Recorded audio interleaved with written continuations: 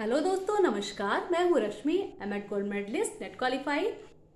और एक बार फिर से मेरे चैनल एजुकेशन विद रश्मि में आप सबका स्वागत है। दोस्तों, आज की जो क्लास है वो एनटीए नेट जेआरएफ के फर्स्ट पेपर, जनरल पेपर की आपकी क्लास है, जिसमें टीचिंग एप्टीट्यूड या शिक्षण अभिक्षमता जो आपका फर्स्ट यूनिट है, ठीक है, उसके जो कुछ कॉन्सेप्ट थे वो आपके क्लियर कर दिए गए थे। आज हम बात करेंगे अच्छे शिक्षण की विशेषताएं। ठीक है दोस्तों, आज का जो आपका जो टॉपिक है, इसमें से जो विशेषताएं हैं आपको ध्यान में रखनी है। कौन सी विशेषताएं होती हैं, कौन सी नहीं होती हैं, ठीक है। इस तरीके की क्वेश्चनिंग या फिर समूह जो एक 8-10 जो विशेषताएं दे दी जाएंगी, उनमें से जो एक विशेषताओं का समूह है वो आपको छांटकर फिर सही क्वेश्चन पर टिक करना होता है। तो इस तरीके से नेट के क्वेश्चन में इस टॉपिक से क्वेश्चनिंग होती है। तो सबसे पहले हम बात करते हैं, तो एक शिक्षण यानी कि जिसको हम अच्छा बोलेंगे, उसकी सबसे पहली जो विशेषता होती है वो है उद्देश्यपूर्ण शिक्षण। ठीक है, पहली विशेषता उद्देश्यपूर्ण शिक्षण।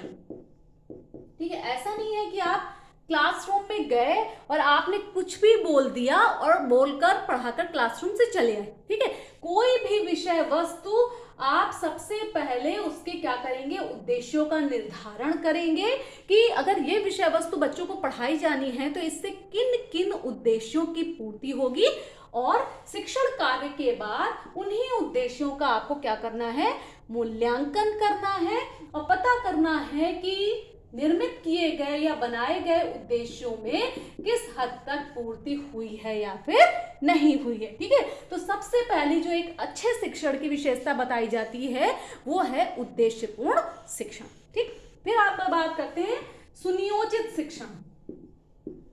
सुनियोजित शिक्षण, ठीक है, ये पॉइंट आप कहीं पर नोट कर लीजिए, करते चलिए। ठीक है, सुनियोजित यानी कि नियोजित ढंग से, एक व्यवस्थित ढंग से आपको शिक्षण कार्य करना है। आपकी लेसन प्लान, पाठ्य योजना, ठीक है, इसका एक एग्जांपल है कि आप उसमें एक योजना के तहत शिक्षण कार्य करते हैं क्लासरूम में, और जिसकी लास्ट में आप उसका मूल्यांकन करते हैं। तो एक अच्छा शिक्षण वही माना जाता है जो एक सुनियोजित तरीके से किया जाता है। फिर पूर्व ज्ञान पर आधारित, पूर्व ज्ञान पर आधारित। ठीक है, ये नहीं कि जाते जाते सीधा सीधा आपने क्या किया कि वर्तमान ज्ञान के बारे में ही बच्चे को बताना शुरू कर दिया, नया टॉपिक, नया कंटेंट शुरू कर दिया, और आपको बच्चे को क्लासरूम में शिक्षण कार्य कर जाते हैं कि ज्यादा अच्छा हो तो पूर्व ज्ञान से आप जोड़ेंगे। ठीक है, उसको अभी तक उसने कितना सीखा है, कितना उसको आता है, उससे जोड़ते हुए नवीन ज्ञान का विस्तार करेंगे। ठीक है, छात्र, फिर अच्छे शिक्षण की विशेषताएं, छात्र प्रोत्साहन में वृद्धि। छात्र प्रोत्साहन में वृद्धि, अगर शिक्षण बहुत अच्छा किया गया है, शिक्षण प्रभावी है, ठीक है, तो उसमें छात्र क्या होंगे, प्रोत्साहित होंगे पढ़ने के लिए, सीखने के लिए। कि शिक्षण का उद्देश्य क्या होता है कि आप जो चीज बच्चे को सिखाना चाहें, बच्चा वो चीज सीखे। ठीक है, तो बच्चे क्या होते हैं, सीखने के लिए प्रोत्साहित होंगे, और प्रोत्साहन से क्या होता है कि वो चीज बच्चा जल्दी सीख जाता है। ठीक है, फिर रोचक एवं प्रभावोत्पादक। ठीक है, एक अच्छा जो शिक्षण होता है, अच्छा शिक्षण कार्य होता है, रोचक होना चाहिए, यानी कि रुचिपूर्ण होना चाहिए, बच्चों को उसमें रुचि उत्पन्न हो, इस तरीके से आप शिक्षण कार्य करें, और साथ में उसका वो प्रभावशाली हो। ठीक है, उसका प्रभाव बच्चों पर रहे, ऐसा नहीं कि आपने पढ़ा दिया बस खत्म हो गया, उसका प्रभाव भी, जो विषय वस्तु पढ़ाई जा रही है उसका प्रभाव भी बच्चे पर पड़ना आवश्यक है। तो इसलिए जो अच्छा शिक्षण होता है वो प्रभावी भी होता है और रोचक भी होता है। ठीक है, अगला जो पॉइंट है वो है उचित मार्गदर्शन प्रदान करना।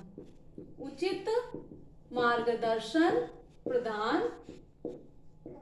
करना। ठीक है, अच्छा जो शिक्षण कार्य होगा अच्छा, उसकी एक विशेषता ये भी है कि वो बच्चों को क्या करता है, एक अच्छा मार्ग दिखाता है, किसका आगे बढ़ने के लिए जीवन में प्रेरित करता है। ठीक है, केवल यही नहीं कि आपने केवल सिलेबस पूरा कर दिया, पाठ्यक्रम पूरा कर दिया और आपकी पूरी की पूरी जिम्मेदारी वहीं पर खत्म हो गई, ऐसा नहीं होता। आपको क्या करना है, आगे आने वाले जीवन में या फिर बच्चे के साथ में कोई समस्याएं हैं तो उनका समाधान करते हुए उन्हें मार्गदर्शित करना होता है, यानी कि उसके लिए निर्देशन और परामर्श की व्यवस्था की गई है। ठीक है, फिर वांछित सूचनाएं प्राप्त होती हैं। ठीक है, वांछित सूचनाएं प्राप्त होती हैं। ठीक है, बहुत सी सूचनाएं बच्चों को मिल जाती हैं। अच्छे शिक्षण कार्य से बच्चे जब प्रोत्साहित होते हैं, उनमें रुचि उत्पन्न होती है, तो सीखने का जो कार्य होता है बहुत अच्छे ढंग से करते हैं और तरह तरह की नई नई जो सूचनाएं होती हैं वो सीखते हैं। ठीक है, फिर इसके बाद हम बात करेंगे संवेदनात्मक स्थिरता प्रदान करना। संवेदनात्मक स्थिरता प्रदान करना किसको, छात्रों को। ठीक है, एक अच्छा शिक्षण क्या करता है, छात्रों के जो संवेदनाएं होती हैं, उनकी इच्छाएं होती हैं, उनको स्थिरता प्रदान करता है। और लास्ट में निदानात्मक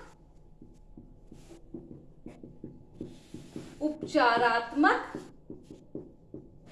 ठीक है, निदानात्मक उपचारात्मक मूल्यांकन कार्यों से संबंधित।